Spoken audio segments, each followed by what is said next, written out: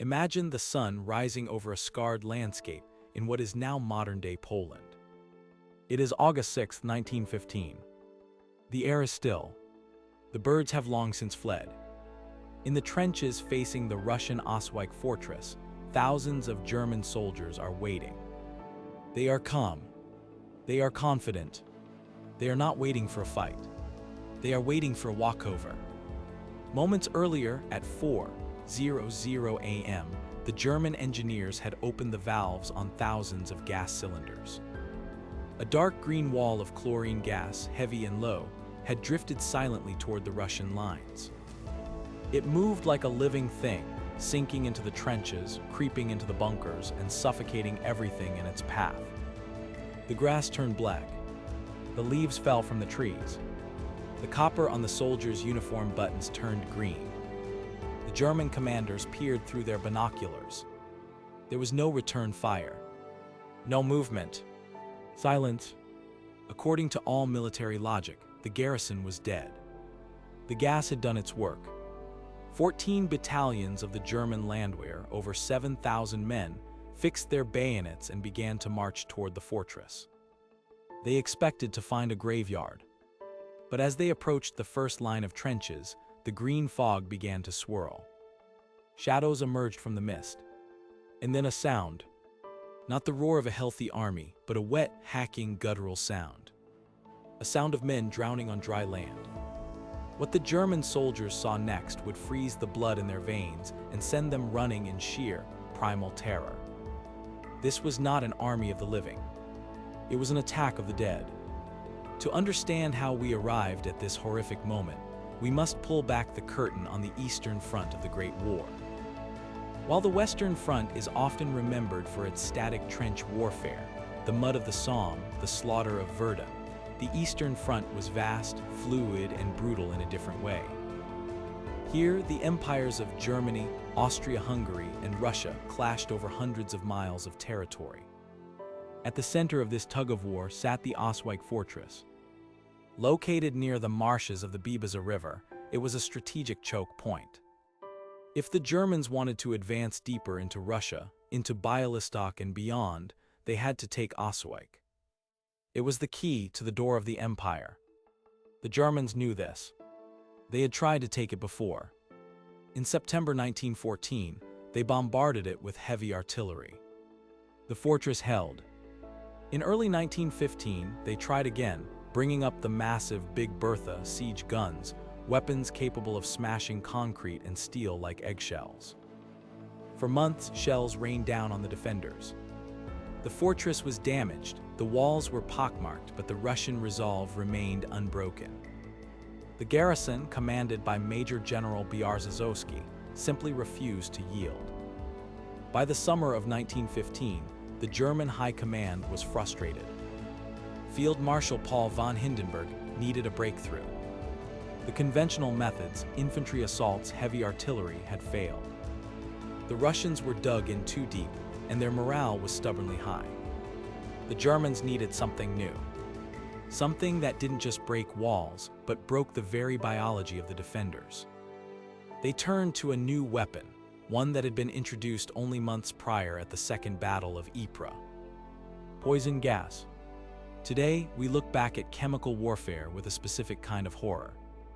It is viewed as a war crime, a line that civilized nations do not cross. But in 1915, the rules of war were being rewritten in real time by the industrial age. Chlorine gas was a terrifying innovation. It was a diatomic gas, about 2.5 times denser than air. This meant it didn't dissipate into the sky. It hugged the ground. It poured into foxholes, trenches, and bunkers, exactly where soldiers sought protection from bullets. When chlorine gas comes into contact with moisture, a chemical reaction occurs.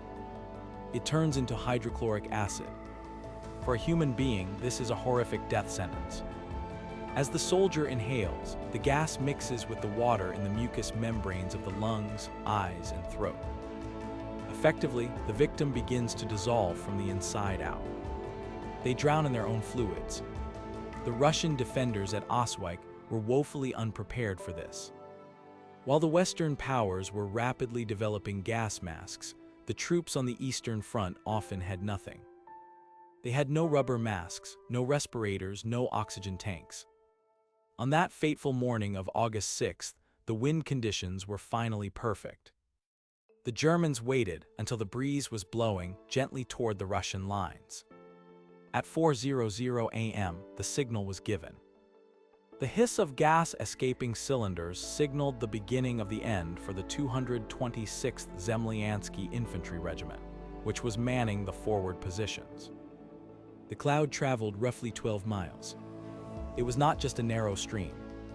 It was a blanket of death up to 40 feet high. Inside the fortress, panic set in immediately.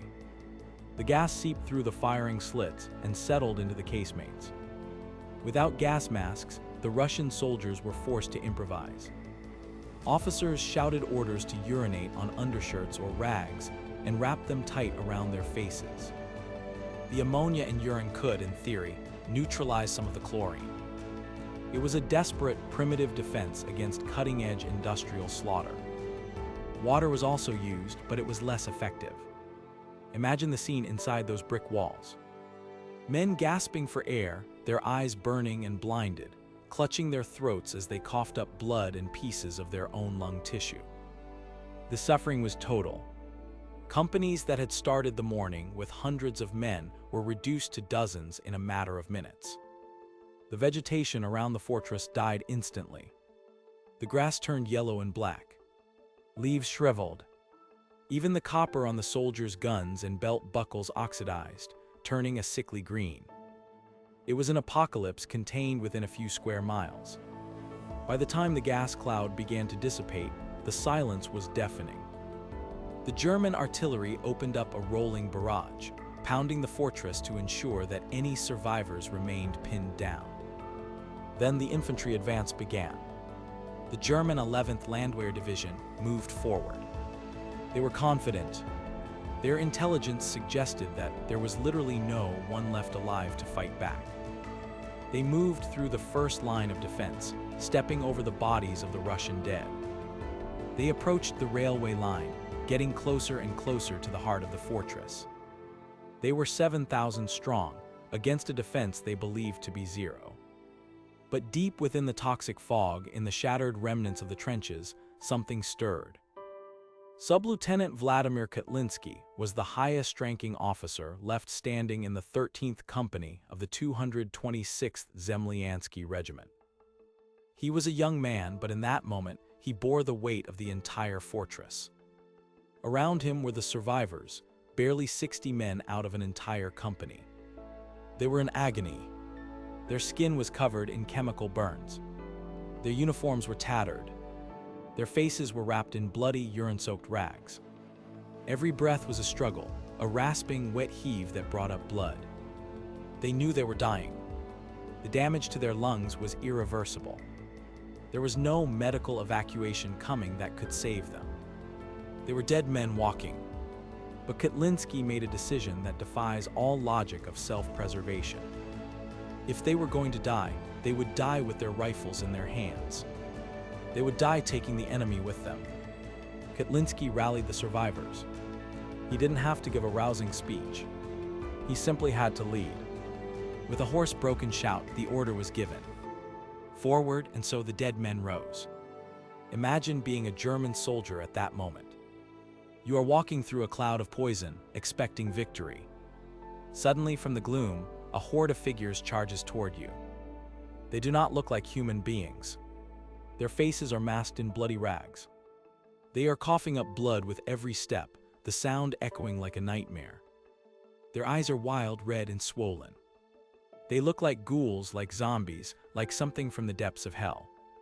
And they are charging. This was the psychological attack. It wasn't the number of Russians that mattered. 60 men against 7,000 should have been a massacre in favor of the Germans. But war is not just about mathematics. It is about psychology. The sheer horror of the sight broke the German spirit instantly. The Germans panicked. This was impossible. These men should be dead. The fact that they were still moving, still fixing bayonets, still firing, suggested a supernatural resilience that the German conscripts could not comprehend.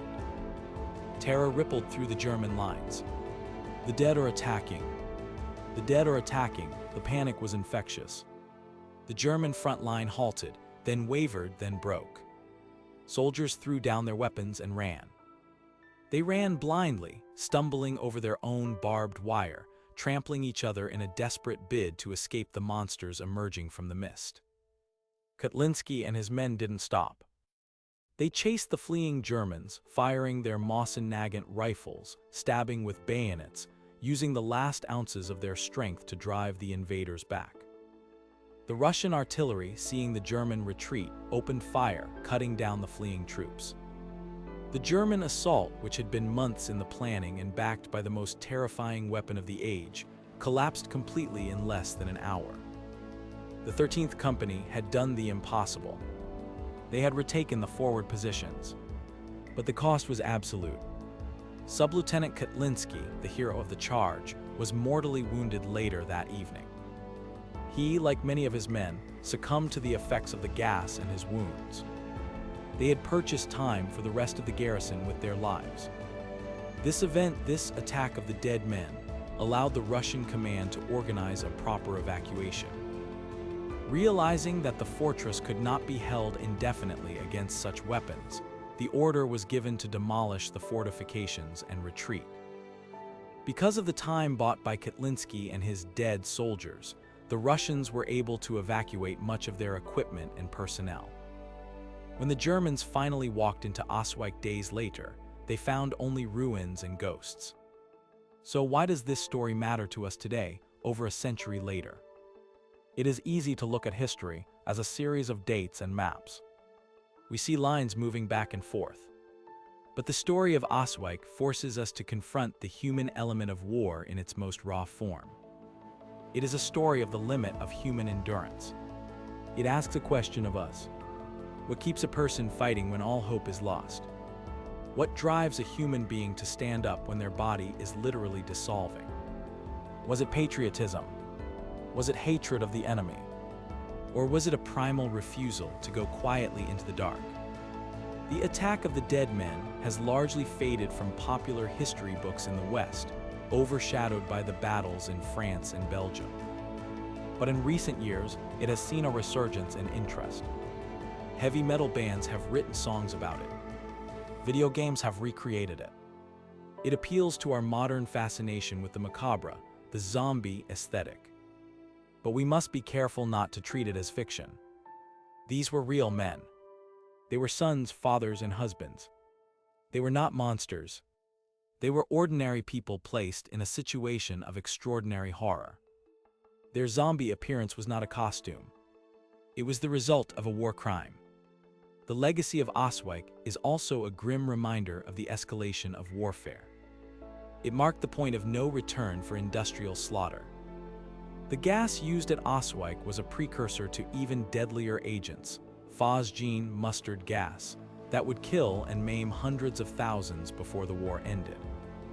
The horror witnessed by the Germans that day was a mirror reflecting the horror of what the 20th century was becoming.